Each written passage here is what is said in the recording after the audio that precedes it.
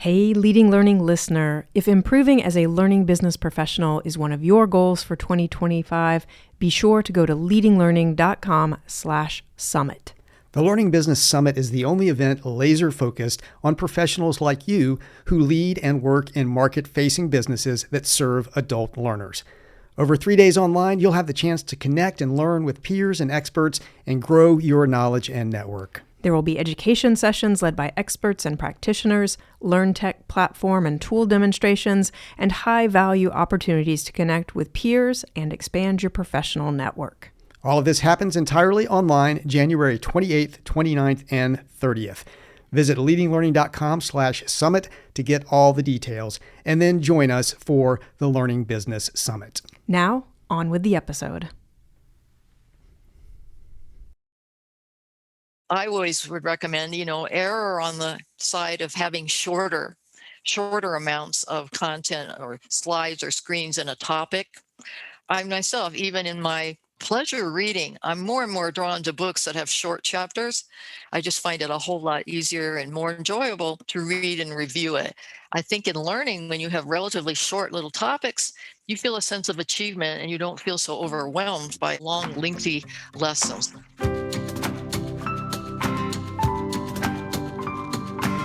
I'm Celisa Steele. I'm Jeff Cobb, and this is the Leading Learning Podcast.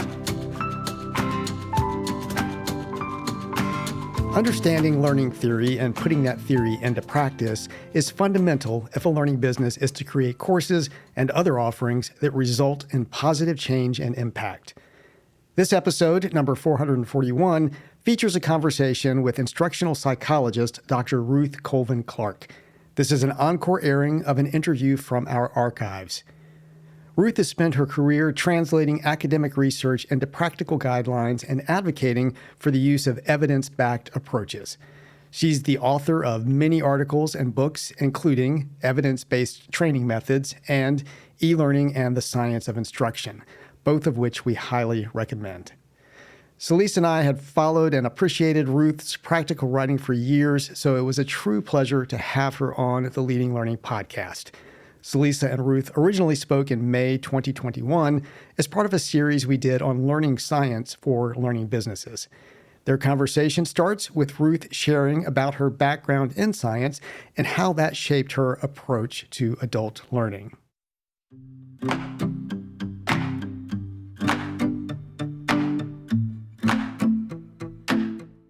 As an undergraduate and master's, I was in the sciences, chemistry and biology. So science has always been a particular interest of mine. And so as I migrated into the learning domain, the role I gradually adopted was that of a translator. So what I do is review research articles, research presentations, usually from an academic, professors and researchers, and then I translate those through books and through workshops into practical guidelines, particularly applicable for adult learning. And so I know that has been a big focus of you, taking that research around learning and then making sure that it's translated and available to practitioners to apply. How do you explain or describe the value of evidence-based practice? I think in workforce learning, we're investing a lot of money in learning events. The largest part typically actually involves the staff time that they devote to learning events, and everybody's very busy. So I think whatever limited time you have to deliver training events, you want to maximize the value of that training. And I think one of the best guidelines then is to draw on instructional methods that have actually been empirically researched and proven. So that, I think, is the main value, is to get a return on investment. Well, that return on investment really speaks to the organizational value, right? That they're spending these dollars, they're making staff available, they're allowing the learners this time to learn. Do you also see, or how would you describe the value for the learners themselves in being able to engage in something that is developed according to evidence-based practices? Right, I agree. Learners can get a lot more value from a well designed and empirically based set of instructional methods. They may or may not appreciate it at the time, but often in traditional types of training, we have lots of long lectures and the learners are very passive. And I think learners will get much more engaged by using the appropriate instructional methods. Do you see more practitioners making sure that their decisions and their designs are backed up by solid research than you did, say, maybe a decade or even 2 decades ago? Yeah, I go back several decades, so it's a good question. I think the answer is yes and no. One of the things that happened in the 90s was the emergence of evidence based medicine. And as an offspin of that, practitioners in the allied health sciences, in the training part of it and in medical schools, began to attend a lot more to evidence based learning. So I think that gave us a boost, at least in that professional arena. However, at the same time, in many cases, training organizations have high turnover. And in many cases, they have limited numbers of professional guidance. By professional, I mean people who have maybe master's or doctorate degrees or extensive experience in instructional design and instructional psychology. So I think in some ways we've moved forward, but we still, I think, have large gaps and probably an ongoing challenge with promoting and disseminating the concepts of evidence based learning. How do you personally keep up with new research and developments in learning science and in the implications of that learning science and those new developments on learning design? This is kind of one of the things that I really enjoy doing. I have a list of about 10 to 12 journals. These are mostly academic journals that publish fundamental research. And I check through these journals every month, look at their table of contents, and I have maybe 10, maybe 20 themes that I particularly monitor. For example, the best use of graphics or evidence based techniques for engagement. And so then I file those. And then when I get ready to prepare a chapter or a book, I can draw on those. I will say this takes quite a bit of time, and I think most practitioners don't have time to look up and read original academic research. And so I'm hoping to, fill a gap there by doing that reading for learners and summarizing that information.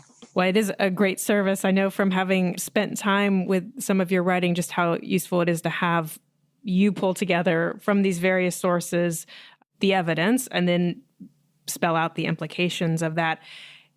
Maybe you are already getting at this by sort of saying that a lot of folks don't necessarily have the time to do what you're doing in terms of keeping tabs on these different journals and checking in monthly and reading and figuring out the implications of that. That can be hard. But do you have advice for learning businesses that are looking to stay on top of learning science and learning related research? Any tips for how to do that effectively and efficiently? Right. I think there are some organizations like yours that their business is about making these kinds of translations.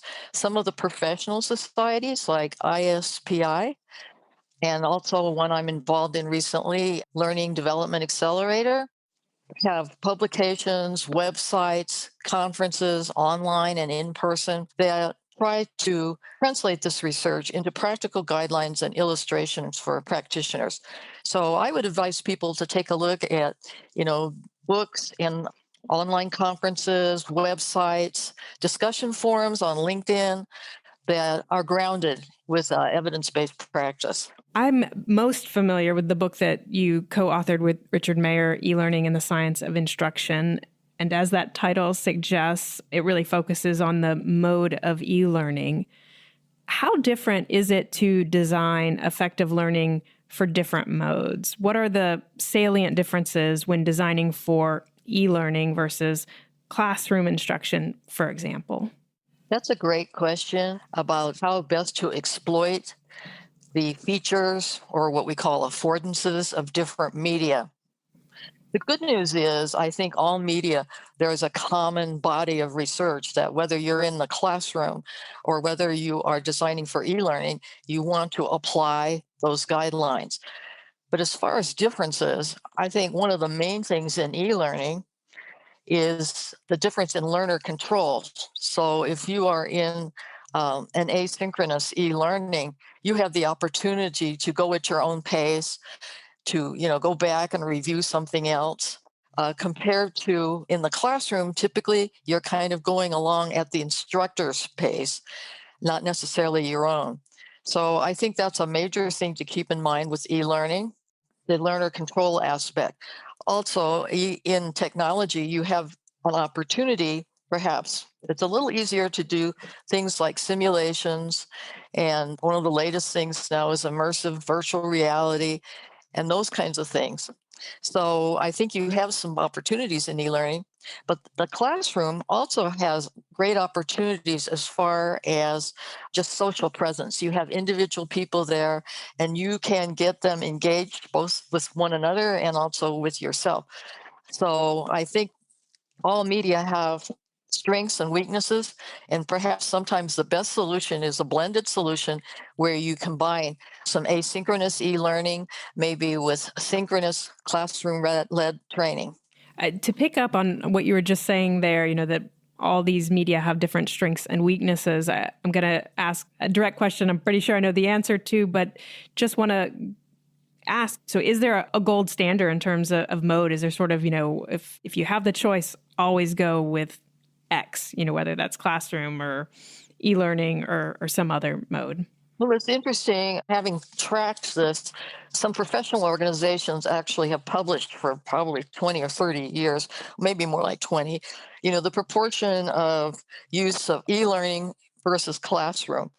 And I had some colleagues way back who said, oh, e-learning is going to, overshadow everything and classroom instruction is going to go away. Well, that actually has not turned out to be the case. And some of the more recent data I've seen shows, yes, e-learning has steadily grown in terms of the proportion of its use, but there is certainly also examples of classroom training. So I think what we try to do is blend the best of all worlds and involve if classroom as well as e-learning. And by the way, we say classroom, it doesn't always have to be, the physical classroom. We have technology now for the virtual classrooms too. Right. It's an excellent point, of course, that these modes begin to blur, as well as potentially the intentional blending as well. But it is interesting as technology makes more possible, and we've certainly seen that over the last year or so as more people have been forced or or had the opportunity to engage in doing more online. At Tagoras, we partner with professional and trade associations, continuing education units, training firms, and other learning businesses to help them understand market realities and potential, to connect better with existing customers and find new ones, and to make smart investment decisions around product development and portfolio management. Drawing on our expertise in lifelong learning, market assessment, and strategy formulation, we can help you achieve greater reach, revenue, and impact. Learn more at tagoras.com/more. I would love to dig into some of the research-based principles that you promote. So would you tell us about the coherence principle? And then if you have them, I'd love to hear any suggestions for how to avoid the pitfall of adding extra material. I think coherence is a real important guideline, well-researched. Basically, a lot of times the information, the skills, the knowledge that we are charged with is not the most stimulating or exciting. And yet we're all really used to being immersed in, high intensity media, games, simulations of different kinds. And so it's tempting to try to, spice up or elaborate on your content. A couple of really often misused techniques might be graphics. Often a simpler graphic is better, easier to produce, and also more effective instructionally compared to a real high-end graphical interface. Another one is stories. Stories are wonderful because they're very memorable. On the other hand, if they are not directly related to your learning outcomes, they can just become distractions and actually disrupt learning. Another challenge can be with your subject matter experts. just because they know so much. Often they want to provide everything there is to know about a certain topic. And I think one role we can play as instructional professionals is to kind of narrow down what do we really need to know versus nice to know. And so you mentioned the subject matter experts and that they have that can have that tendency to sort of share everything that they know. And so that then the work as the instructional designer is to help focus that and really figure out what is relevant. Do you have any suggestions for how to work with subject matter experts to really whittle away the non-essential and get to the core content? I think it's always a challenge, and it probably hasn't changed that much. But you can kind of have a radar out. For example, a lot of times they love war stories. Well, war stories can be great. But if you have hammered out a mutual understanding of here's the learning objective, here's what we want to achieve, then you can say, okay, is this story really relevant to that? Or is it a tangent type of thing?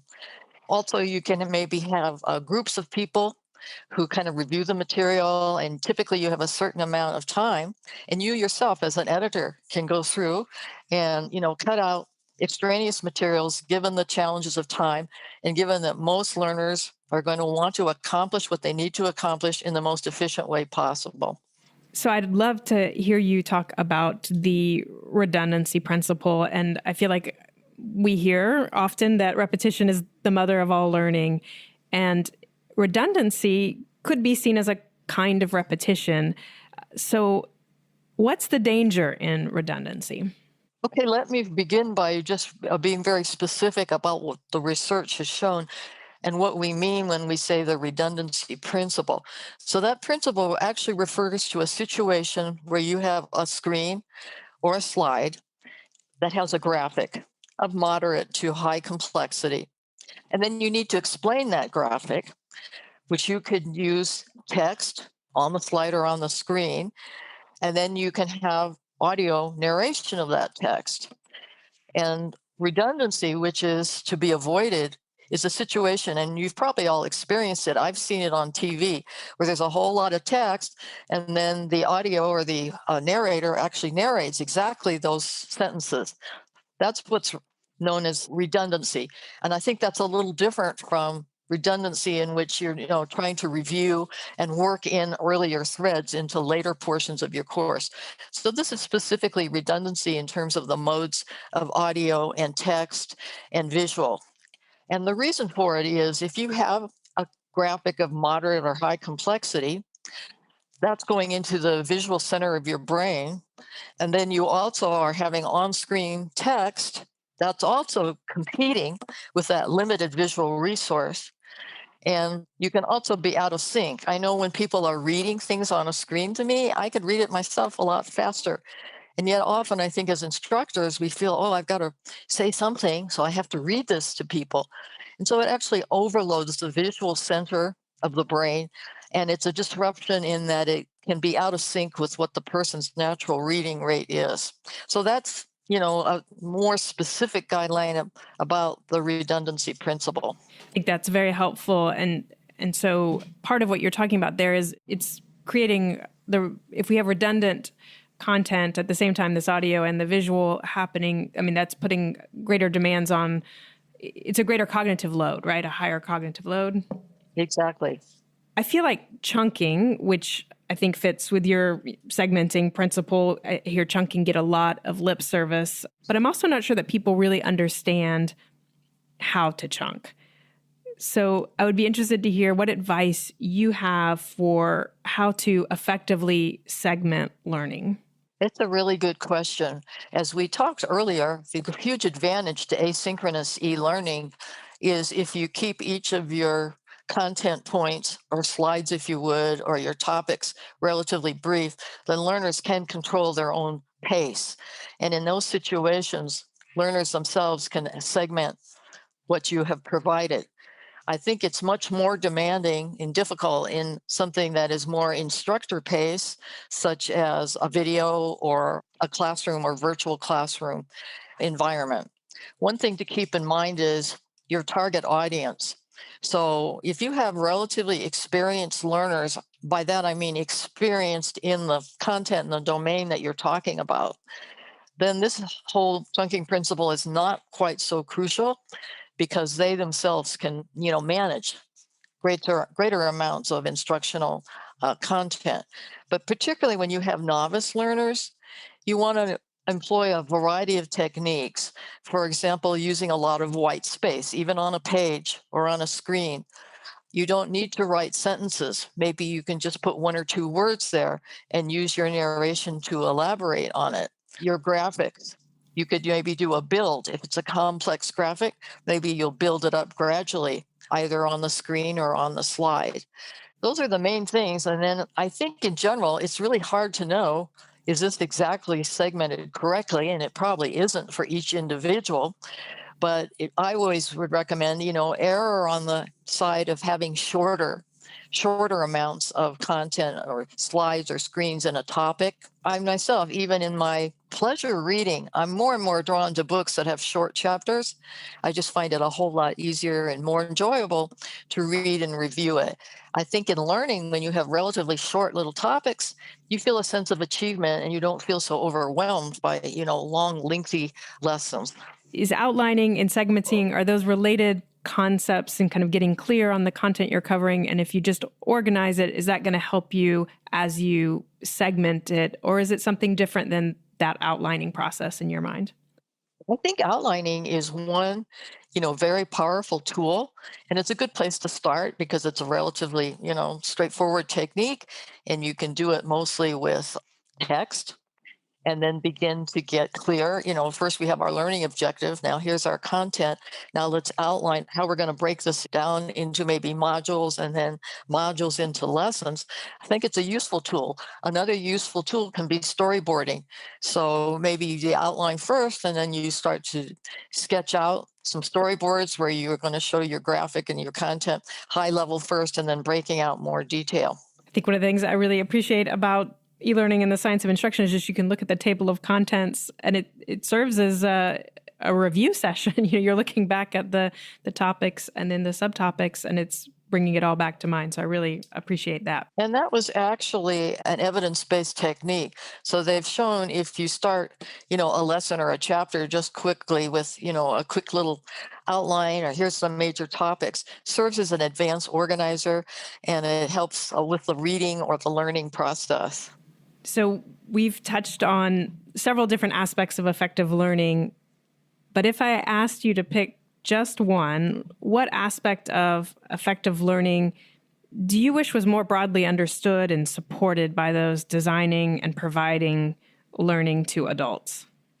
I think one of the major understandings that helps us would be to appreciate the limits and the strength of working memory. So we have the two memories, the working memory, which is very limited in its capacity, but very powerful in its processing ability. And we have the long-term memory, which is kind of where we store a lot of the knowledge and skills that we've acquired. And so by leveraging these two memories effectively, that will lead us to a lot of the instructional techniques that we have discussed. For example, we talked about managing cognitive load through the coherence principle. We talked also about promoting engagement. So with engagement, you're actually kind of forcing the working memory to process that information in a job relevant way and then getting the feedback on it so that you can then correct or improve your responses or say, hey, that's okay, I really got that information. So I think understanding the fundamentals of the mental processes involved in learning and how we accommodate those would be a useful design understanding. Is there anything else that comes to mind that you haven't had a chance to say that you'd like to share? Well, thank you. I think that you're taking the time here to promote evidence-based practice. It's the more we can all do that and engage in that, the better off we as a profession will be, and we will continue to grow. The other thing I will say in general, I mean, research evolves. So some of the things you and I talked about today, for example, the redundancy principle or the coherence principle, those are going to change as we get additional research. We've all been through a very interesting year with the COVID virus and seeing how research has changed, sometimes quite rapidly over time, recommendations and guidelines for people. And that's true in our field as well. So I think it's an evolving area, and hopefully we will continue to have people like yourselves who will be, disseminating that information for practitioners.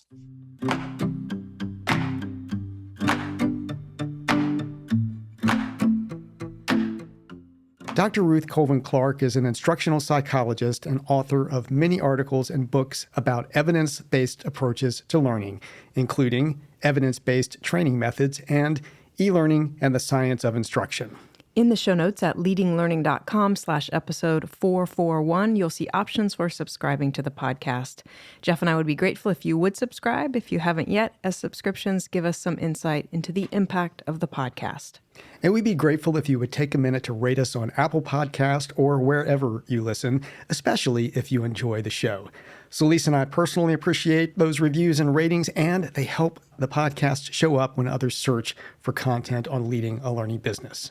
And please spread the word about Leading Learning. You can do that in a one-on-one conversation or email to a colleague, and you can do it through social media. In the show notes at leadinglearning.com/episode 441, follow the link to connect with us on LinkedIn. Thanks again, and see you next time on the Leading Learning Podcast.